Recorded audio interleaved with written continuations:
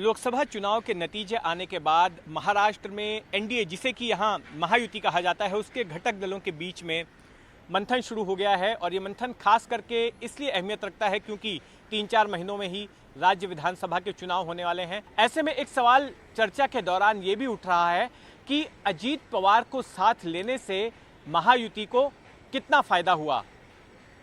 और सवाल ये भी है कि अब जब चुनाव होंगे विधानसभा के चुनाव के दौरान, तब क्या अजीत पवार इस महायुति गठबंधन में बने रहेंगे, बरकरार रहेंगे, या फिर उन्हें बाहर का रास्ता दिखाया जाएगा। मेरे साथ मेरे सहयोगी रौनक कुकड़े मौजूद हैं, इनसे बात करते हैं।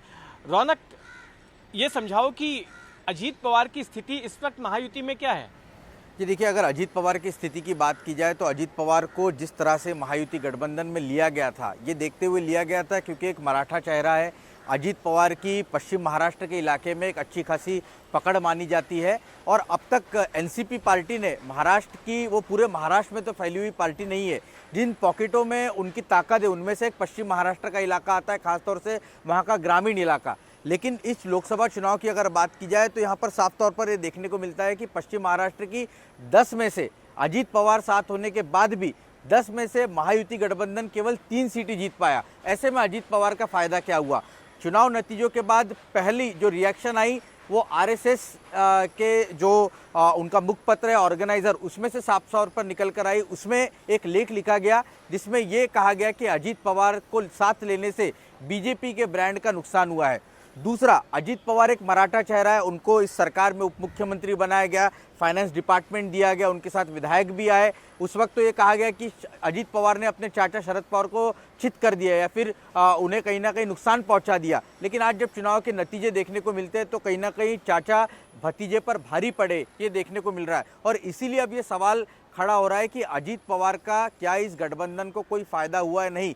इस तरह से जैसे ये चुनाव के नतीजे, आपको पता होगा कि नासिक में जो वहाँ पर शिवसेना के कैंडिडेट हेमंत गोडसे हारे, उन्होंने भी आरोप लगाया कि एनसीपी के विधायकों ने हमारी मदद नहीं की। तो साफ तौर पर ठीकरा अजीत पवार पर फूट रहा है और यही वजह है कि चर्चाओं का दौर इन गठबंधनों और खास तौर से बड़े नेताओं के बीच में है कि अजीत पवार को रख के कोई फायदा है या नहीं। क्योंकि अब जब सीटों का बंटवारा आएगा, छगन भुजबल पार्टी के कार्यक्रम में कह चुके हैं कि इस बार 100 से कम सीटें हमें नहीं चाहिए। अगर 100 सीटें, 288 सीटों में से 100 सीटें एनसीपी को दे दी जाती है और 100 सीटें अगर शिंदे उस पर क्लेम कर देते तो बीजेपी कितनी सीटों पर लड़ेगी? अगर पिछले बार का अगर रिकॉर्ड देखें, जब शिवसेना और बीजेपी साथ में थी तो बीजेपी 164 सीटों पर उन्होंने चुनाव लड़ा था और तभी उनके 105 जीत कर आए थे। तो बीजेपी को महाराष्ट्र में 100 से ज़्यादा सीटें लानी है।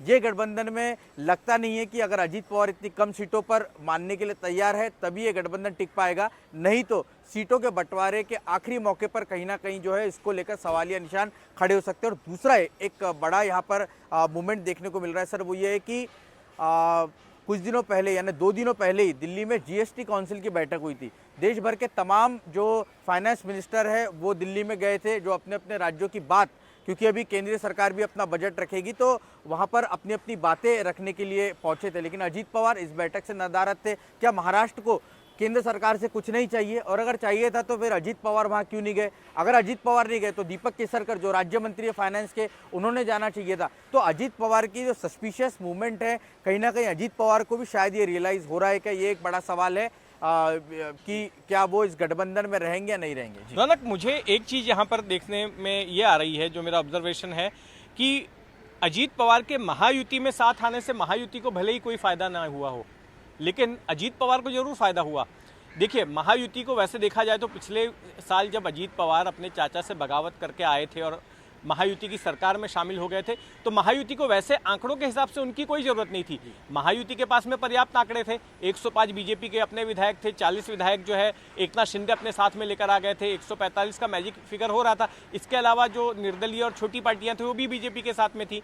तो कुल मिला के सरकार को कोई ज़रूरत नहीं थी अजीत पवार के आने की। लेकिन अजीत पवार बगावत करके आए, फिर उसके बाद उन्हें उप मुख्यमंत्री पद मिला, वित्त मंत्री ऐसा अहम मंत्रालय मिला, दूसरे अहम मंत्रालय मिले। और सबसे बड़ी बात कि अजीत पवार और उनके साथ के जो कुछ लोग हैं जिनके ऊपर आपराधिक मामले चल रहे थे, उन तमाम लोगों को राहत मिल गई। जी बिल्कुल, उनके खिलाफ। जी बिल्कुल, यही विश्लेषण जो है वो लगातार होता रहा कि अजीत पवार के आने से महायुति गठबंधन, जबकि एक स्टेबल सरकार थी। ऐसा भी नहीं था कि बहुत कुछ विधायकों की संख्या कम है जिससे कि सरकार जो है अल्पमत में आ सकती है, ऐसी कोई स्थिति नहीं थी। उसके बाद भी बीजेपी ने ये फैसला किया और अजीत पवार को सरकार में लिया। इसमें अजीत पवार का निश्चित तौर पर फायदा हुआ है, उनके साथ आए हुए लोगों का भी, जैसे अरशद मुशर्रफ जिन पर लगातार ईडी का फंदा जो है वो लटक रहा था, लग रहा था कि उन पर ईडी जिस तरह से उनके यहाँ पर रेड चल रही थी उससे कहीं ना कहीं उन पर कार्रवाई हो सकती है। दिलीप वळसे पाटिल की मुश्किलें बढ़ी हुई थी, धनंजय मुंडे की मुश्किलें बढ़ी हुई छगन थी। भुजबल की तो फाइल ही गुल हो गई कोर्ट में, ईडी ने बताया। जी बिल्कुल, प्रफुल्ल पटेल जिनको भूल नहीं सकते हम, प्रफुल्ल पटेल जो कभी शरद पवार के एकदम करीबी थे, तो कहीं ना कहीं अजीत पवार की वैसे जरूरत नहीं थी। और जैसे ही ये फैसला लिया गया तुरंत बीजेपी के नेताओं में, खास तौर से जो कैडर है उसमें एक रिएक्शन भी देखने को मिली कि अजीत पवार जिनके खिलाफ लगातार और एनसीपी के विचारधाराओं के खिलाफ लगातार जो है वो बीजेपी ने ग्राउंड पर संघर्ष किया है, आज उन्हीं के साथ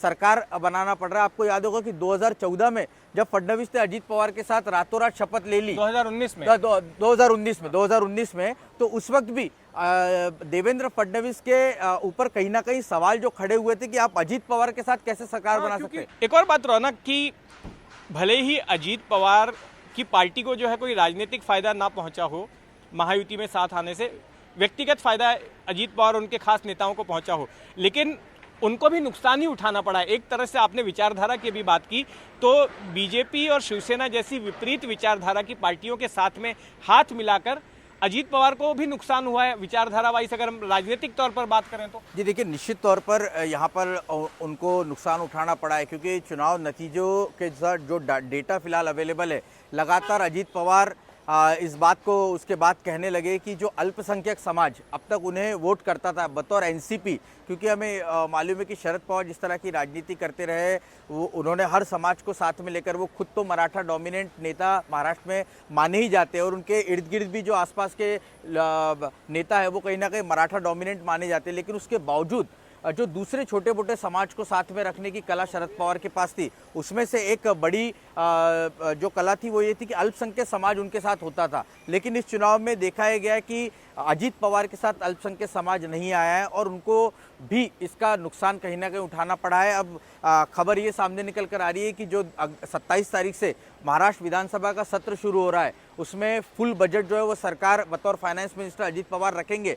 इसमें अल्पसंख्यक समाज को भी एक बड़ी मदद जो है वो सरकार की तरफ से की जा सकती है, जिसके जरिए वो लुभा सके। और दूसरा महत्वपूर्ण जो उनके कैडर के जरिए सामने निकल कर आ रही है बातचीत कि मुस्लिम समाज को आरक्षण देने के संदर्भ में भी एनसीपी एक प्रस्ताव जो है वो विधानसभा में ला सकती है, कैबिनेट में ला सकती है। और अगर ऐसा हुआ तो क्या वाकई में बीजेपी इसको सपोर्ट करेगी? क्योंकि हमने देखा कि लोकसभा चुनाव में कर्नाटक, आंध्र प्रदेश में जिस तरह से मुस्लिमों को वहां पर आरक्षण देने की कोशिश सरकार ने की, उसका विरोध किया गया। बिल्कुल, तो बहुत बड़ा सस्पेंस इस वक्त महाराष्ट्र की राजनीति में है अजीत पवार को लेकर कि क्या आने वाले विधानसभा चुनाव में अजीत पवार भगवा गठबंधन महायुति के साथ होंगे या नहीं।